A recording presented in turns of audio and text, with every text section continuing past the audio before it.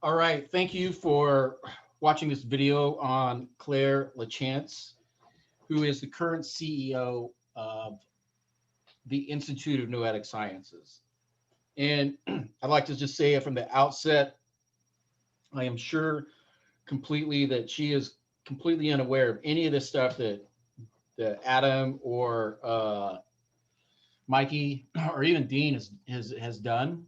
But I would say that my complaint and why she's on this list is a complete failure of leadership at the Institute of Noetic Sciences. And there's two short instances. One happened recently at a IONS conference online, or like a talk. There's like two or three people, and then the other one happened at the last IONS conference that was not online. It was supposed to be in real time. Let me take these out. And uh, the conference a couple of years ago, year ago, I guess, where I had actually submitted. Oh, I'm remembering something. I had submitted. There's another thing she's actually done. I submitted an abstract, just like I have Stan, and this was also customized, exact number of words, and it rhymed, and there was a little oak thing. I think that Oak Town or something like that as a hidden cipher.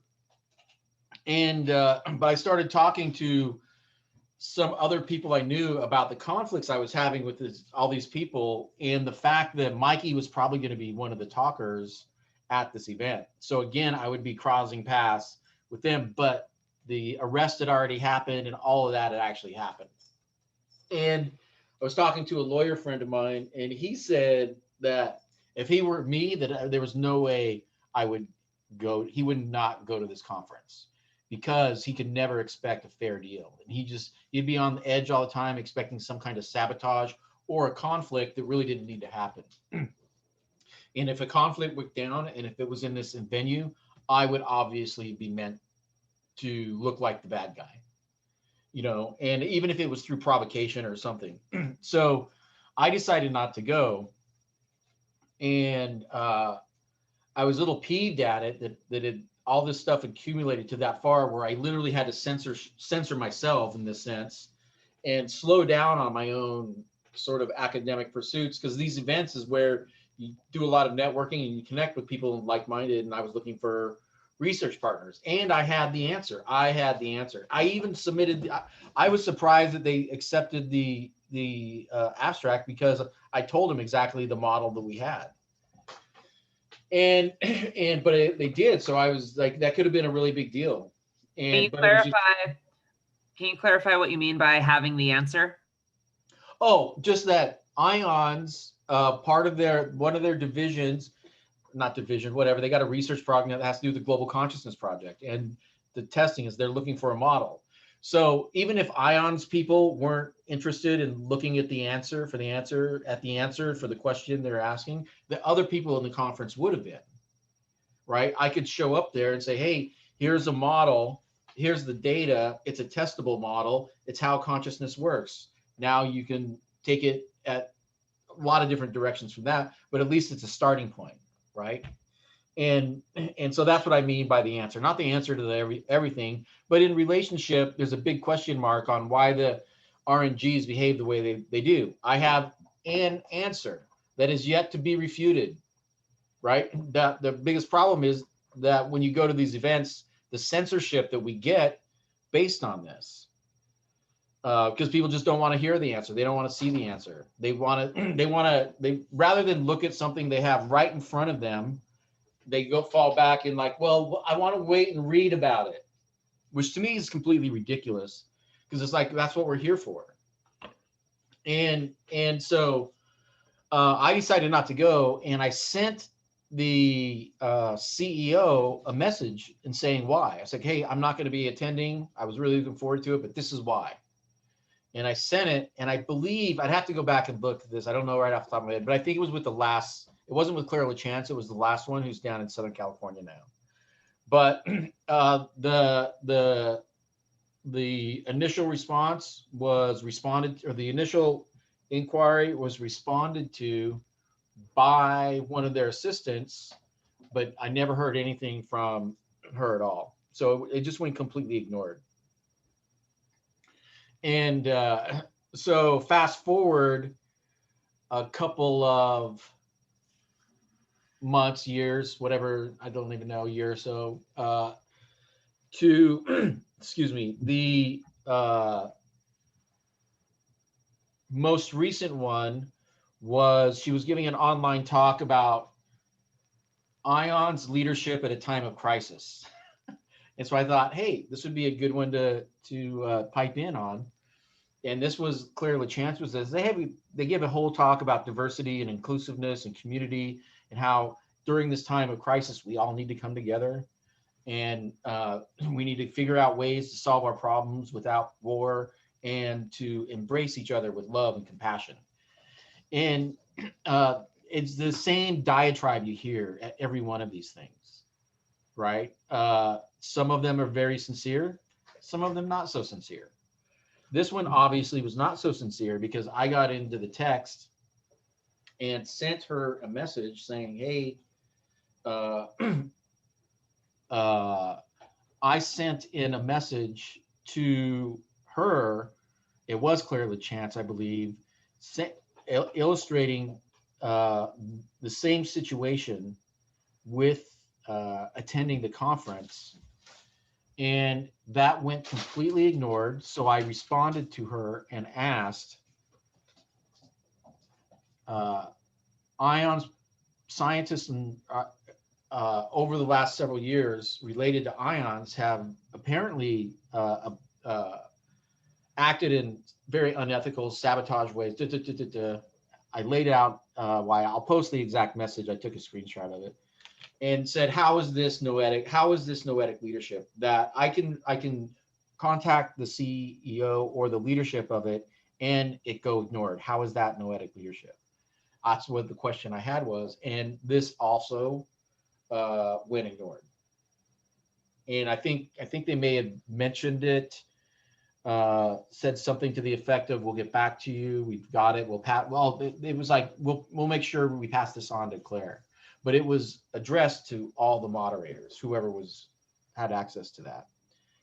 And so, in situations, and this situation in particular does have to do uh, indirectly with human trafficking, somebody that's already been arrested and active. As far as I know, it's still an active Homeland Security investigation, and real crimes were committed. And so this isn't just me complaining about not getting attention. There was some serious damage done, and it wasn't just to me. There are other people involved who are also been direct and indirect victims, and the negative effects of this are immense. Not to mention the science that the greater community could have access to, and they're all looking for. So when I said the answer, it's not the omniscient answer to everything. It's just that I believe if people followed our lead in this, society within the field of our research would rapidly advance when the field of brain machine interfaces and an understanding of how sort of the extremely chaotic subsphere of a reality exists, like at the electron level. When you look at the Earth as a whole system, and then you throw consciousness into there, it's pretty chaotic. But we're able to do with our technology is identify the non-random events within that chaos, correlate them with real world events through, I would like to say, brilliant stratification strategies, and we're able to create things that actually exist in the real world. These aren't hypothetical situations that exist on paper and have math to support them. The math definitely supports what we have going on here. And I think a big part of the response we get from people like this is they want to be the first kids on the block to get the new toy and to get all the funding. So it's all a race for funding. And I don't know if this was really the place to bring it up. I guess why not? There is an undercurrent um, of wholesomeness within the context of the community. It's not a real diverse community from my experience. Going to the events, IONS events, is pretty lily white. I use that as a text because there's a sort of wholesome goodness with generally the people you meet there are pretty cool. Um, but there's also the predatory aspect that's disguised as that's the wolf in the sheep's clothing. And that's kind of what we figured out here. And it looks like Claire Lachance is the leader of the sheep herders. And so having 10 years experience in the Navy, I had multiple commanding officers during this period, 2 warships. There was I went through 4 captains because during each one of my things there was a change of command. And then my shore duty, there was 2 captains as well. Same thing happened. And so there were 6 captains, and I know for a fact that anything even remotely close to this was thrown on their desk, they would be obligated by law to like, okay, let's take a look at it. What do you got to say? If I was full of it, they would just tell me to like go do some push-ups, work it out. But if there was like something there, if there was actual evidence, they would have to take it into account. They would have to. And again, what we're seeing here is the upper echelon of ions being uh, poisoned with whatever it is Adam and Mikey are spewing, and that's just going throughout. But that does not excuse the behavior and lack of leadership in this. In that, and so we're going to have a link available that you'll be able to download all of the emails that I've had with all of the people in this project. So you can just go into that file, download it, search for Claire's name, and you can just read all the emails. I don't even have to go back there to know remember the exact course of it, to know that everything you will find there will justify or verify my claims. It's all going to fall in line. And so that's really what I see here, in the sense that the purpose of this video is to basically get their attention, find out what's really going on, but also hold them accountable for their actions. Because despite the subtleties and the effects, these people are showing a complete disregard for the human condition and exercising a level of hypocrisy that is just unbelievable to the people around them, because of what they are continuously discussing about community and love and patience and all of that. And so I hold it doesn't even matter who it is. If the leader of an organization finds out it's going on, they should get to the root of it, even if the root of it is something that can be easily dismissed. Because if it's not, you never know what the indirect behavior or what happened there. Because we're talking she is indirectly allowing people who are protecting child predators, kidnappers, and rapers. We know that for a fact, that I can show. And that's, if you go through and look through the rest of this data on this website, you'll see that. Now, I don't think she had anything directly to do with that at all, but by saying nothing, she's enabling that behavior to go unrecognized. And the odd thing is, she's just throwing away millions of dollars as well. Because we would, if we were able to collaborate together. And it's not just the money, it's just it's the fact that we could build lots of really big, cool stuff that humanity would love. People would love it in this community. And I think we would spawn, in a positive way, an whole new industry in electron tunneling. And in some ways, one of the things on what is the law moderator? Remember the law on, it's an easy one, it's just slipping my mind, for computer memory. It's doubling every couple of years. And Moore's law, and we've reached a point, though, where we're leveling out. It's that slowing down. And one of the problems is electron tunneling, because when those little electrons slip through that wall, it becomes they're a lot less able to control the gates and where the flow. And so what we may have done is kind of unintentionally discovered a very viable use for all those electrons going through. and the ability to potentially create a new leap off point of some kind of hybrid combination of the two. And so that's why we have a hybrid quantum computer, which is sitting right behind me, HALO, the Hypercube Algorithmic Language Oracle. This is what Claire Lachance said she doesn't want anything to do with. So just know that she is also practicing. The fact that I was able to be accepted to a conference and had to leave, and because of the hostile environment, for that to go unaddressed to me is completely ridiculous. I mean, that is, I believe, against the law. I don't know, moderator. Do you know anything about that? It's to me. There's like something wrong. Like if you're going in there and you say that, hey, there's a hostile environment that I'm going into, and I fear for my safety, and the response is just to ignore it. Isn't that some kind of lack of? I mean, that's a lack of moral fiber for one thing. But don't if you're running a business and not under a nonprofit and accepting tickets and selling tickets and stuff like that, aren't you held to like Title IX or something where you can't legally just ignore these kind of things? Yeah, I don't really know about the legal aspect of it, but I do know that if I as a female had brought this issue to any of their attention, they would be all over it. They'd be like, "You feel unsafe? You have a stalker at one of our conferences." That's actually happened to me.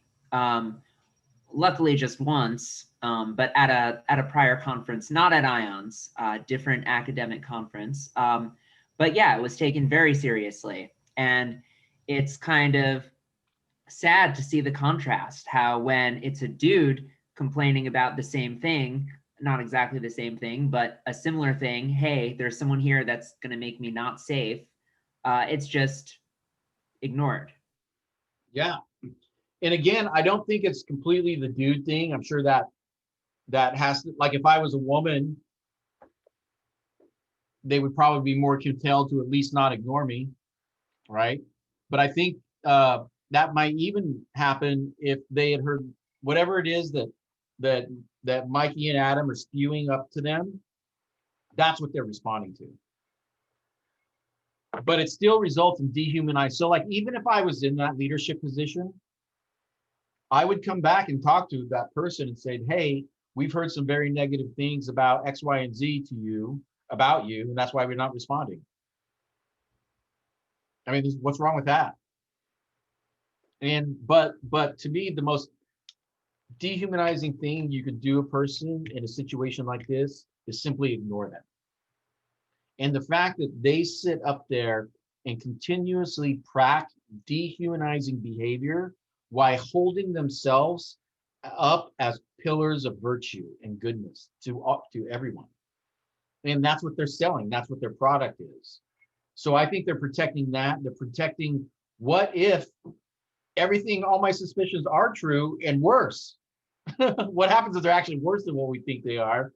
And these people are into all kinds of other shady shit. So they're not only covering for Adam, but they're covering for all the other shady shit these people may have done.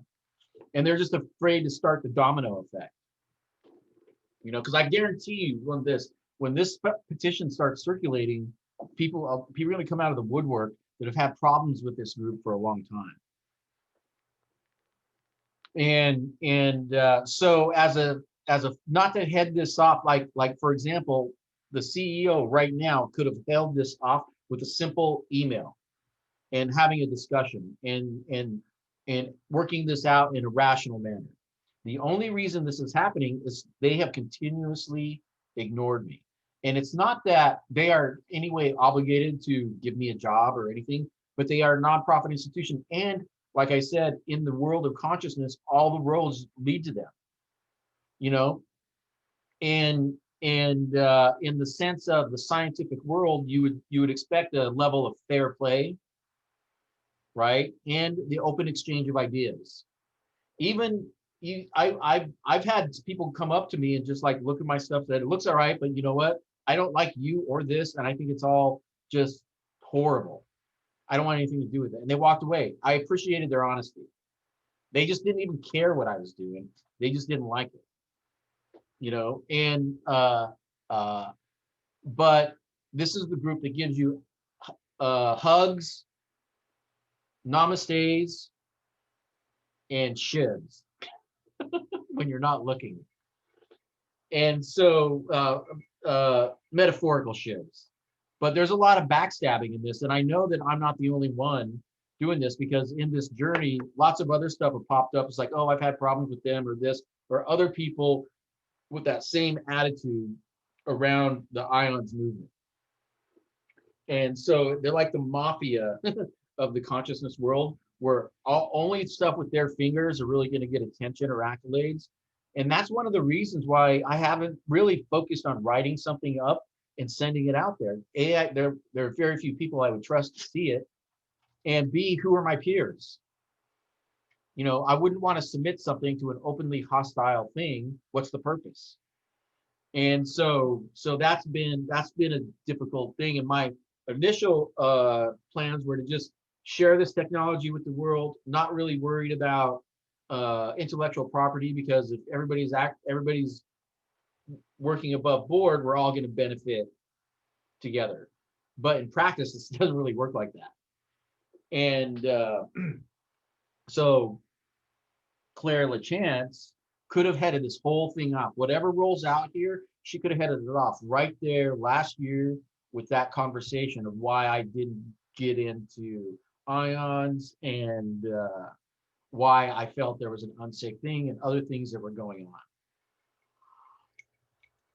But it's a very tight knit group, and they're like the lobbyists, because every time somebody leaves ions, they're going to go to another group that's just like what they're. So like they just go back and forth, you know, and there's very few. This is still a very narrow few. I don't even know the answer to this. Maybe you could tell. Let's just say there were three tiers of consciousness researchers. You had the general public that had general interest, you had your hobbyists, and then you had your serious researchers. Okay, so just imagine, do some mental math about the conferences. Think pre-COVID. Just think pre-COVID conferences that existed, music festivals, ions, all the different groups, meditation, spirituality, people everywhere. How many serious consciousness research? I mean, everybody falls into the bottom tier, but how many in the top tier do you think exist that are consciousness researchers at a serious level doing serious research? World, let's just say Western world. I would say maybe a couple hundred. Couple of hundred. So you compare that to how many computer scientists are out there? Millions. Millions. Right. So our field is minuscule compared to like it is. When I say that this is a ground level opportunity, that's what I mean. You know, 20 years from now, 10 years from now, you know, electron tunneling non-deterministic program could be the norm. There could be millions, but right now, even if we were all getting along together, there's still only a couple of hundred. That's, you can't even build a big company out of that. Right. So in from there, for us, what we've accomplished as far as working models, testable working models with a theory of what's going on behind it, and the ability to demonstrate and redemonstrate, and to have a large effect size with an observable correlative real world event. How many times, to my knowledge, I am the only one of those 200 consistently doing that throughout time over the last 5 years? Are you aware of anybody else doing anything remotely close? No, I'm not. What's the closest thing that you can just think of off the top of your head that's most similar to the Azoth Pyramid project? I would say maybe something in consciousness, maybe not consciousness hacking. That's but I would say maybe Mandy's group and Dr. Persinger's lab, the ones who have done technological related developments. It's pretty good company. Really. And there are people out there doing very innovative things. But what I I guess what I'm referring to is and I think it's great that you thought of that. I welcome the association, but think of how many people are doing things out in the public realm. I guess that's out in the field that's attracting hundreds of people, lines. It's like something that actually exists in the real world that the general public can get into. To my knowledge, I have not crossed paths with anybody doing that. The closest thing now, there's other neuro installations you see at places, but generally what I've seen is just one-offs. They had one thing. There are a few other exhibitors I know of that are consistently doing things in the realm of experience, but it's really based more on the experience rather than scientific data. Nobody's doing AI development, machine learning with real world biodynamic environments at the level we are. Like right behind me is a biodynamic quantum computing platform where I, just by being in this room, am part of the operating system. Can't really see the lights behind me, but when you focus in, you can. If you go to our website, uh, then you can see full things. If you read the area that says the TSC complaint, Title IX complaint, there are links to our press release and all of our submission materials to the TSC.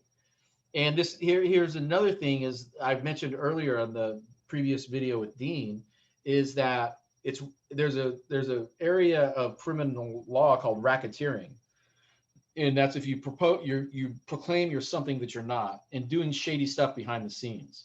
So let's say Dean contacted TSC during that environment, told them to stay away with this because they were really the ones that wanted the funding, and they said, well, let's look at this press release, hey, but let's not include them. Then that's a racket. If that's what was going on, that's what's happening. And Claire Lachance is supporting that by not engaging with us in any way. And so even she's either directly or indirectly related with the overall blacklisting of this guy.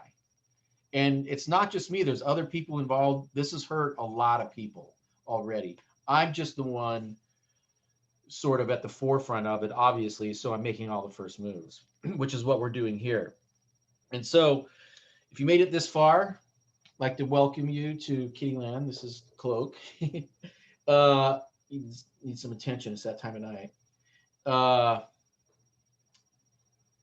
Check out the rest of the website at ions dash or anti-ions .info, and that is got many links. It's got a list of 9 people that I've crossed paths with over the years that have caused either some or severe stress and distress in my life. And I look around, this isn't happening at other people. This is like why I say all roads lead to IONS. And when you look at how many people there is associated with this compared to the rest of the organizations and everybody else I cross paths, it's just a pattern that has to be addressed. And Claire, I believe she went to Harvard. And so this is a somewhat, you could call it, like within the world's breaking down right now, a huge discussion is about systemic racism. And my belief is a lot of people will say, hey, if I don't feel negative about somebody, then there's no racism going on. But there could be a subconscious exclusion form of racism by simply ignoring, So if you look at IONS, it's highbrow, very white, generally 95+% white. And when I say white, no Hispanics, almost at all. Very rarely do we cross paths. At this last TSC conference, I believe I was the only US-based Hispanic presenter in the entire thing, and I didn't see any Z names at all. Do you know what I mean, moderator, when I say Z names? No. I'm half Mexican. I have a Mexican father and an Italian mother, right? And Z names, half of my family are Z names. Gomez, Rodriguez, Vasquez. Okay, that makes Hispanic sense. names that have a Z in it. And so, like, if you look at the TSC conference or any probably IONS, you won't see any Z names. Although it's like 20 to 30% of the population of California is Hispanic. And And I don't that number. That's just I just pulled that out. I don't know what the real number, but I know that it's about that is like brown or dark. So you don't see that kind of diversity at all when you go to these events. And so there's an undercurrent. There could be an undercurrent of racism where you just automatically ignore anybody that it's already not part of your group. So it's exclusionary to everybody that's not part of your clique. And that could be just human nature. But particularly in cases like this, in the sense that the whole world's in an emergency situation, that this stuff is still going on, really, I think is a statement about human nature and the fact that uh, things are not always as they appear. And sometimes I don't necessarily fault everybody's intent, but I do fault the choices that they make. Like I don't think that these are all inherently evil horror people that set out to do some stuff. I just think they saw opportunities that were maybe less than ethical to take, but they thought they were going to cash in big at the end. And then there's also just the ignoring, not wanting to deal with the negative vibes. But that can be a form of racism because if you look at it systemically, if you were to take, let's say X equals trauma events, right? And then you were to take a random sampling of, let's say, a million teenagers throughout the United States. Generally speaking, the more brown, dark levels are going to experience more trauma than the richer, whiter levels.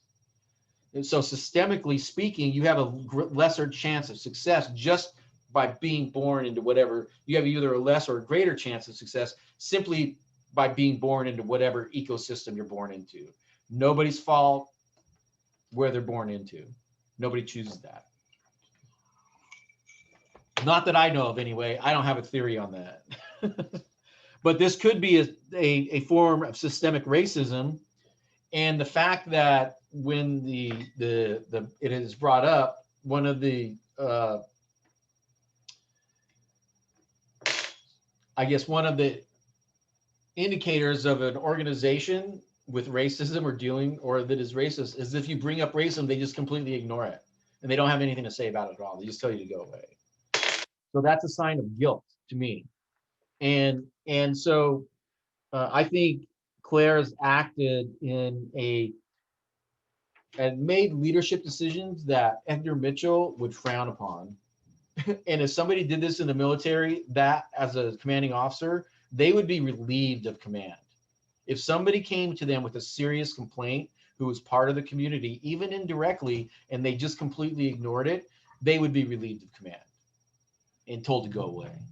So that's why I have a petition to uh, I want to send to the IRS and to all of the people who fund this type of research around the world.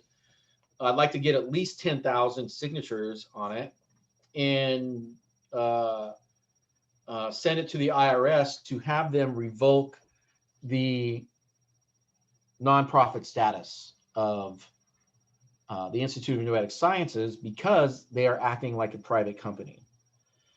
And in talking with these people, I have found that reasonableness, compassion, empathy, taking an approach of professional approach has never worked. And that it has actually resulted to this. I feel this is a complete last resort for me. And I think it's a failure of society in general that it's even come to this point. So this is being published during the time that IONS is celebrating Edgar Mitchell. So this is my celebration of Edgar Mitchell and doing what I know he would want me to do, and that is bring these injustices onto the surface and discuss them like rational adults. So if you are getting this, I would like you to visit the website, sign the petitions, pass this on to anybody else that you think is sciencey or that has a interest in human rights or combating human trafficking. Forward this to them and contact Claire or anybody you know at IONS and say, WTF, why has this situation come to this? And feel free to contact us wherever you happen to see this. And thank you for your time.